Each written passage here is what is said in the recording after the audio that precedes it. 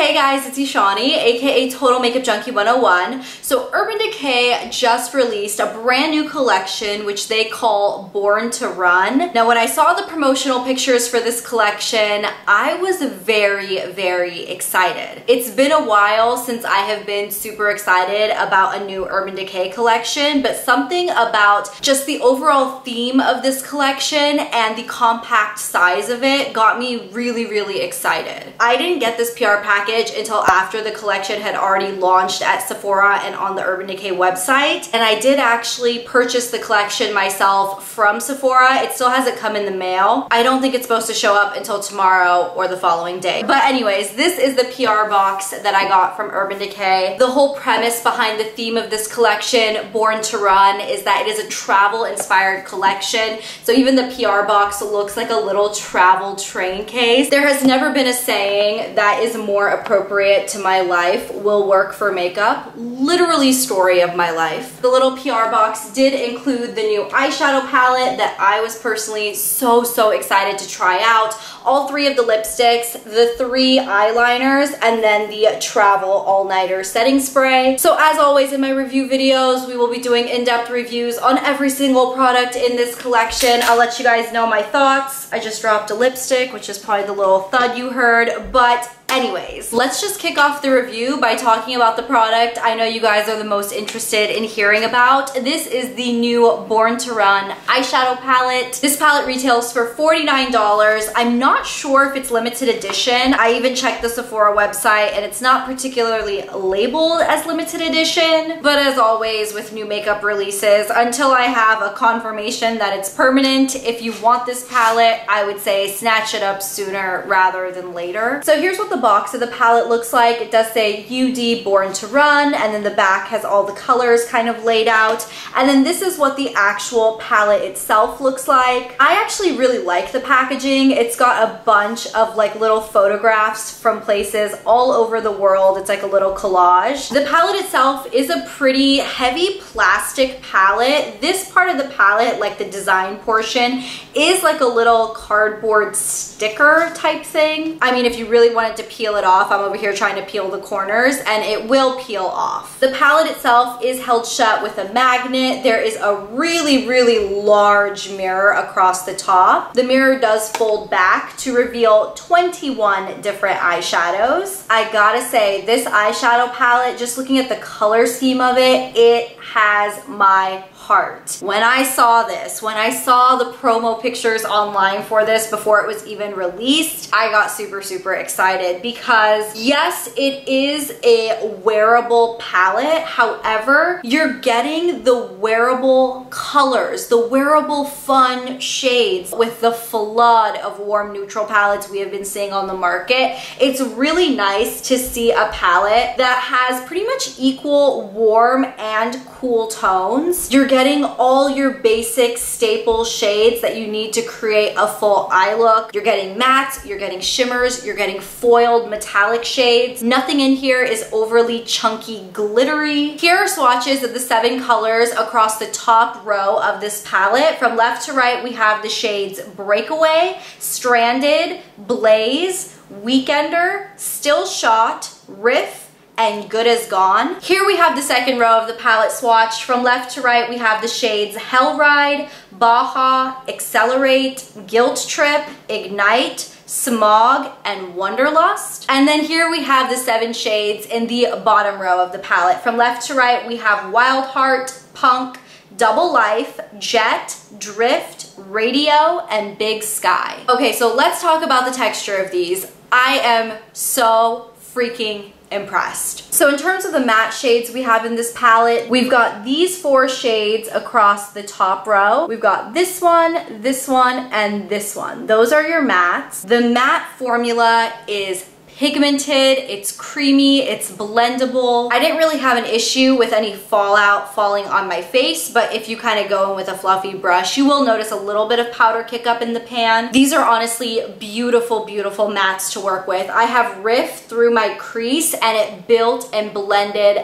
absolutely flawlessly. I also used Punk, which is the dark kind of warm brown. I use that in my outer corners for the look I have right now, and again, built and blended absolutely flawlessly. Now moving into the shimmer finish shadows. There's almost two types of shimmers we have going on. We've got a true kind of metallic shadow. It's metallic, it's sparkly, but it's not overly foiled or overly, I don't even know how to say it. Like, it's not overly a showstopper. A couple of the shades like that I could mention would be Wild Heart and Jet. This black is actually not matte, but it does sort of perform like a matte black in the sense that it can definitely darken up a look without any issues. You can also use it as a liner with no problems. Now, those shades that are metallic but aren't overly foiled are still really beautiful. They work well with brushes, they work well with fingers, you can build and blend them really nicely. But then there are those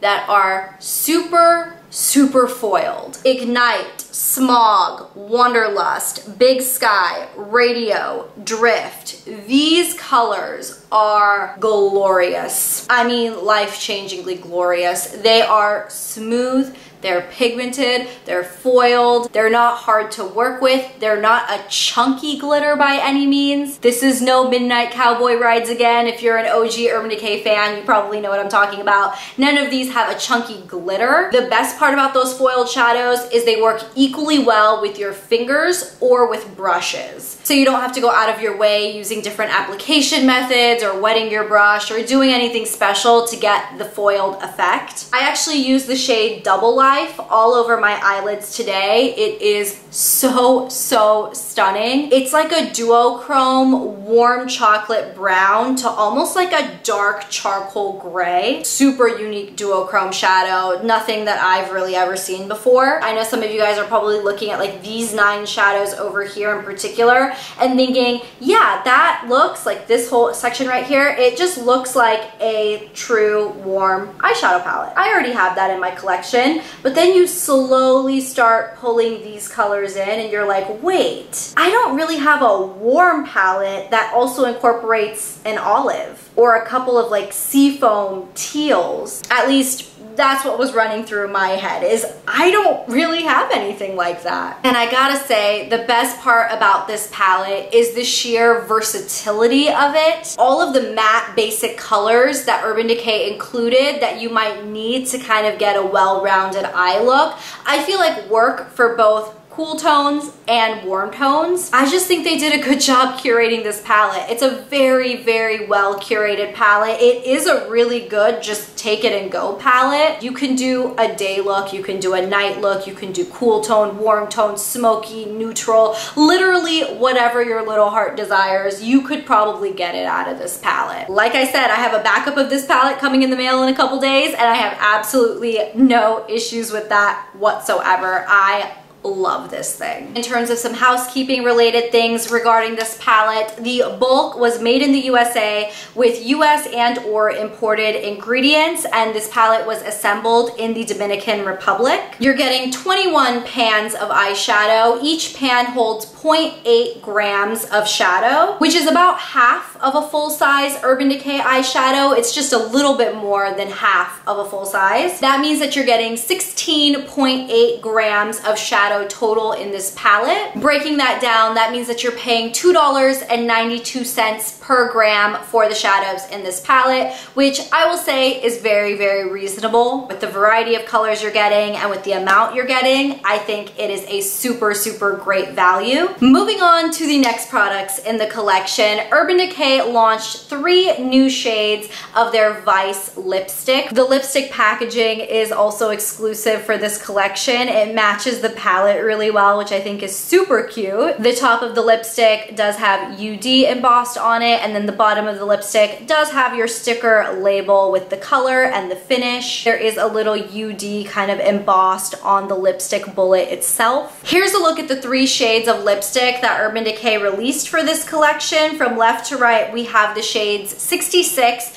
which is a comfort matte finish. Then we have Ready, which is a metallized finish. And finally, we have Marfa, which is a comfort matte finish. And just to let you guys know, these lipstick colors are limited edition for sure. It does say that on my little PR pamphlet here. In case you guys haven't seen my original Urban Decay Vice lipstick review video, I'll link that video down below because I talked about every single formula and what I thought of every formula and the description and the longevity, and I swatched shades from every single formula on my lips in that video. I'll go ahead and do some quick Cliff Notes versions of these two formulas in this video just to give you guys an idea. Two of the shades are in their comfort matte finish, which I said in that original review video and I still stand by. That is my favorite finish out of all of the ones that Urban Decay offers. In my opinion, it's the most unique formula that Urban Decay offers because it genuinely is a very, very smooth, silky, comfortable matte finish. It looks matte on the lips, but it doesn't feel matte. It doesn't dry your lips out. In fact, it feels fairly nourishing, but it's got incredible staying power, especially for being like a traditional lipstick and not a liquid matte lipstick. And then in terms of the metallized finish, I believe this is a newer finish to the Urban Decay lipstick brand. The metallized finish, I have realized, is probably the most inconsistent finish. It really, really varies color to color in terms of how opaque it is, how much metal or metallic finish it really has, or whether it just has straight up glitter, because this one has straight up glitter. Let's go ahead and jump right into lip swatches of all three of these colors so you can see how they look on my skin tone. This first shade we have is called 66, and this is a comfort matte finish. This is a really beautiful medium toned mauvey neutral color, a really, really wearable kind of pinky tone nude for tan complexions. I love this color. The next shade we have is called Ready, and this is a metallized finish. This is a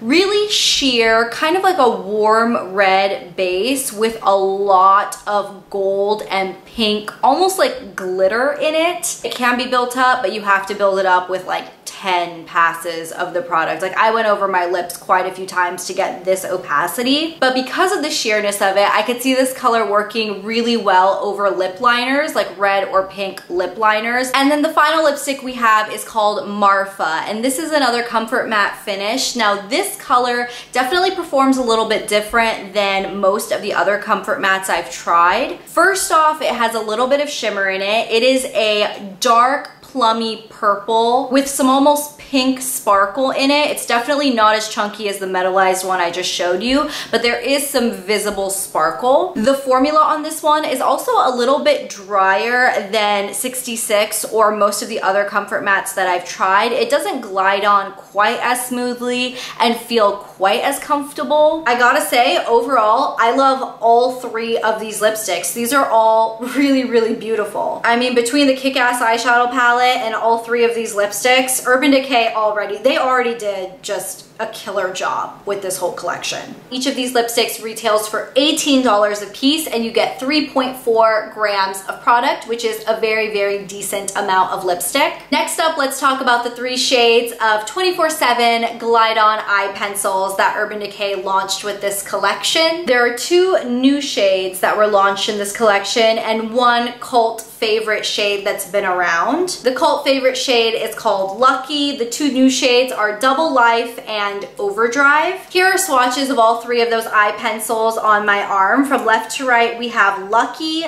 Double Life, and Overdrive. You can see that all three of these pencils are a metallic finish. None of these are matte. However, the metallicness of these shades is not overly chunky or glittery, so I haven't had any issues using these particular shades on my waterline. In fact, I have the shade Overdrive on my waterline right now. This is the forest green shade, and it is super, super smooth, really creamy, went on very opaquely. I have no issues with it. Now, back in the day, this was definitely one of my all-time favorite pencil eyeliner formulas. It was one of the very few that glided on and actually set and was smudge proof. If you were going to purchase these liners specifically to use like on your upper lash line or on your lower lash line, I feel like you'll have a lot better result than if you were going to use them on your waterline. They'll just last longer on the skin. in than they do like right by your eye on the waterline area. But overall, really do like these colors. And as an FYI, each of these liners retail for $21 a piece, so they're not the cheapest liners by any means. And then the final product that is included in this Urban Decay Born to Run collection is a mini size of the Urban Decay All Nighter Makeup Setting Spray. I'm sure most of you guys out there have already tried this product. If not this one, maybe you've tried the Scandinavia setting spray, which is basically the same thing. This little guy retails for $15 for 1 fluid ounce of product, but I know Urban Decay does have